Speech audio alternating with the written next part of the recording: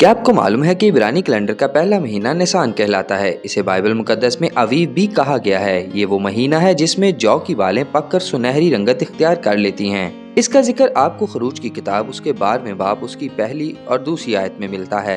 फिर 12वें बाब की 14 आयत और 13वें बाब की चौथी आयत में भी इसका जिक्र मिलता है। इन आयत के अलावा आस्तर की किताब उसके 3रे बाब उसकी 7वीं आयत में भी आप इसके मुतालिक पढ़ सकते हैं। निसान के महीने का निशान बर्रा है। इब्रानी कैलेंडर में 12 महीनों को 12 कबीलों के साथ मिलाया जाता है। इस लिहाज से निसान यहूदा के कबीले का महीना है। इसका इब्रानी हरफ हे है और इसको जिस अज़ा या हिस्स से जोड़ा जाता है वो है बातचीत या गुफ्तगू।